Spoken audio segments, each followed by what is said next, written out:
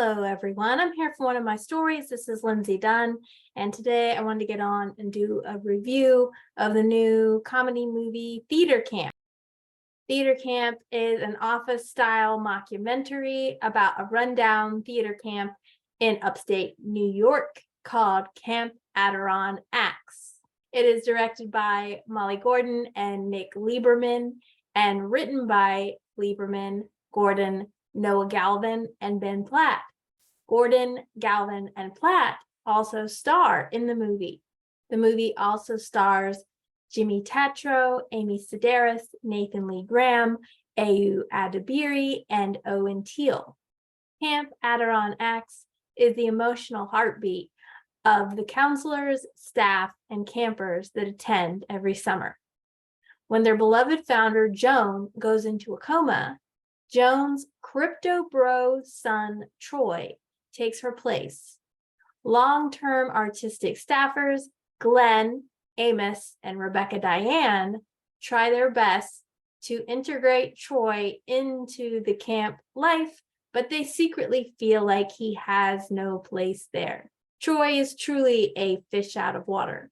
The mockumentary follows the shenanigans like a procedural, from registration to auditions to rehearsals to the final performance. Aided by a brilliant ensemble cast of quirky and lively creatives. While the artistic group gets down to business, Troy attempts to write the books and make sure all the finances are up to date. But it looks like the camp is about ready to go bankrupt. It's up to Troy, the rest of the staff, to make sure that they can save the camp before Camp AdironACTS is no more.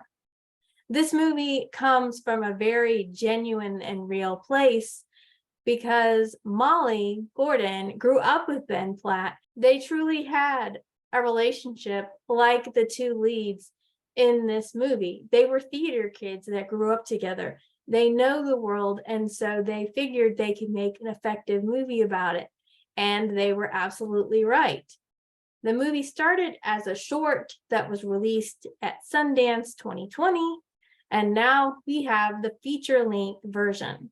Theater Camp is the first genuinely funny movie I have seen all year, effortlessly so. In fact, it was the kind of movie that I would be laughing at one joke and another one would come quickly behind. Some of the humor was because of the script and the lines that were spoken and how clever they were, but some of it was situational humor that included things like how people would enter the door or enter the stage or enter a room. All of that was funny as well. It is whip smart and witty with a touch of heart. And it really takes me back to my drama club days. Yes, I was a theater kid. I was in every play in middle school and high school. And although I didn't attend a summer theater camp, I was very familiar with many of the different things they are doing on stage or to prepare for their production. They are learning how to sing, they're doing choreography, they're learning fight choreography, and they're learning how to improv. And these are all things I did in class. And they're realistically portrayed in the movie. You can tell that the people who created this movie have lived this world and that it's a very authentic thing. The movie is very full of joy and love for misfit kids all over the world. This movie is Bad News Bears, School of Rock, Center Stage, Mighty Ducks, Be Kind, Please Rewind. It's one of the oldest tropes in the book. We have this motley crew of misfit people who don't fit in well with the rest of the world, and this is their one time of the year. They desperately want a place to belong and will fight for it. And one of the characters says that basically we can turn rags into riches. Because they're performers, because they're theater people, they can make it all glitzy and golden and turn a bad situation into good. And this is a movie trope that really works for me for some reason, Probably because I want to believe. I want to believe that there are places in the world that exist like this that are just full of joy.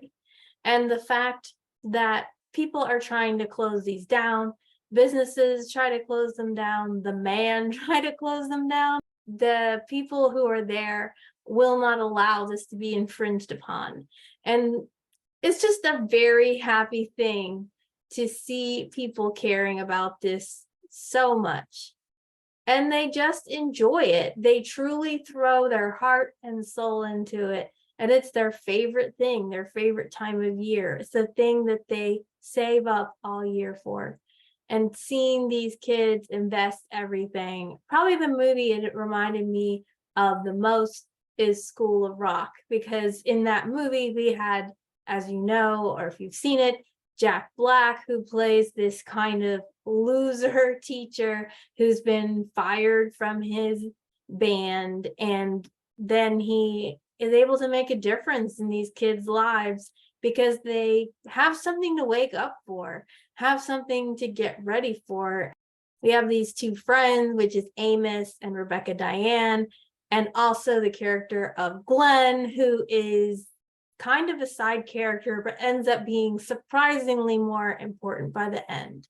These three characters are the ones that keep the place running, but each of these teachers, these mentors, has their own story of heartbreak that they're carrying around.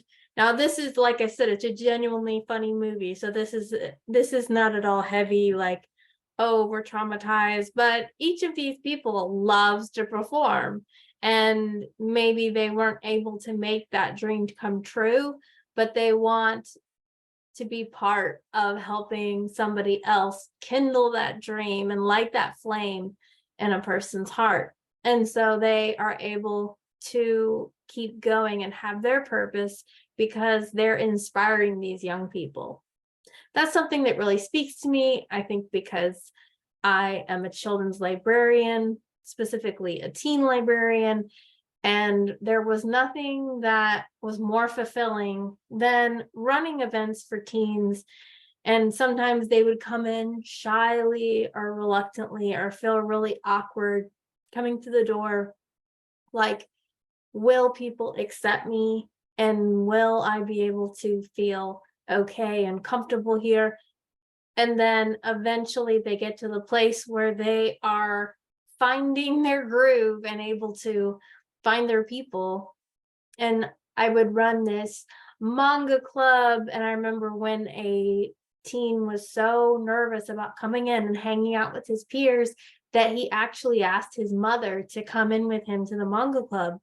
Absolutely unheard of. Like, what teen invites their mom to come in? But he just didn't know if he would be accepted by his peers because he was a sixth grader that was 6'2".